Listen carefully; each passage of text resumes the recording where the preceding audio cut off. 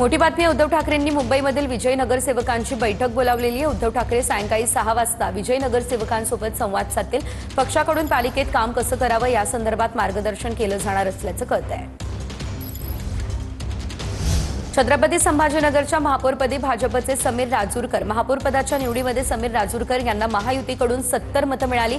एमआयएमचे उमेदवार अशोक हिवराळेंना 33 मतं पडली आणि त्यानंतर आता एमआयएमचे उमेदवार अशोक हिवराळे हे या ठिकाणी महापौरपदी विराजमान होऊ शकलेले नाही, तर भाजपचे समीर राजूरकर आता छत्रपती संभाजीनगरचे महापौर असणार।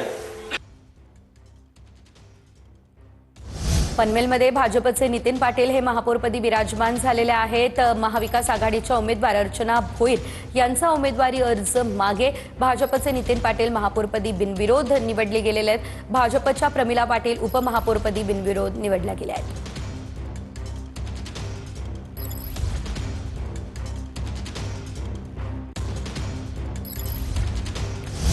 महत्वाची बातमी चंद्रपूरच्या उपमहापौरपदी प्रशांत दानव यांची आता नियुक्ती झालेली आहे। उपमहापौरपदासंदर्भातली ही मोठी अपडेट आपण पाहतोय। चंद्रपूरमध्ये आपण जर पाहिलं तर महापौरपदी भाजपचे उमेदवार हे विराजमान झाले, तर उपमहापौरपदी प्रशांत दानव यांची निवड झालेली आहे। ठाकरेंच्या सेनेचे प्रशांत दानव हे आहेत, जे की आता उपमहापौरपदी असणार आहेत। तर महापौर म्हणून भाजपचे उमेदवार आणि उपमहापौर म्हणून ठाकरेंच्या सेनेचे उमेदवार या ठिकाणी विजयी झाले असल्याचं आपल्याला पाहायला मिळत आहे। चंद्रपूरमधून ही महत्त्वाची अपडेट आपण पाहतोय। चंद्रपूरमध्ये महापौरपदी भाजपचे उमेदवार आणि उपमहापौरपदी प्रशांत दानव जे की ठाकरेंचे उमेदवार आहेत, ईश्वर चिठ्ठीद्वारे प्रशांत दानव यांची नियुक्ती करण्यात आलेली आहे। उपमहापौरपदी प्रशांत दानव यांची नियुक्ती करण्यात आलेली आहे। चंद्रपूरमधला महापौरपदाचा तिढा सुटत नव्हता, महापौर पदाचा तिढा सुटला, त्यानंतर आता उपमहापौरपदावरती ठाकरेंच्या सेनेचे उमेदवार हे विराजमान झाले। महापौरपदी भाजपचे उमेदवार चंद्रपूरमध्ये असणार आहे, तर उपमहापौरपदी प्रशांत दानव ईश्वर चिठ्ठीद्वारे उपमहापौरपदी त्यांची निवड करण्यात आली। प्रशांत दानव हे ठाकरेंच्या सेनेचे उमेदवार आहेत, जे की आता उपमहापौरपदी असणार आहे।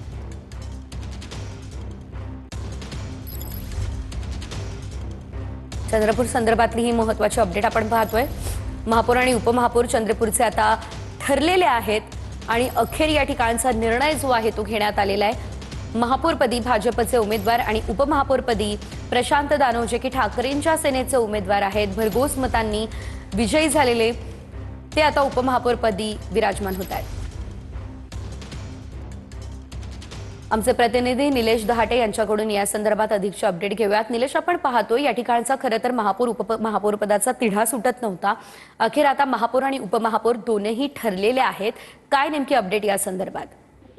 नक्कीच आपण या ठिकाणी बघू शकतो भाजपचा महापौर आणि महापौर हा उभाट्याचा ठरला आहे। दुसरी बाब म्हणजे एका मताने भाजपचा महापौर हा बनला आहे आणि दुसरीकडे बघितले गेले तो महापौर हा ईश्वर चिठ्ठीने झाला आहे। 32% निघाले होते, आणि प्रशांत दानव यांना 33% निघाले होते आणि ईश्वर चिठ्ठीच्याद्वारे आता हे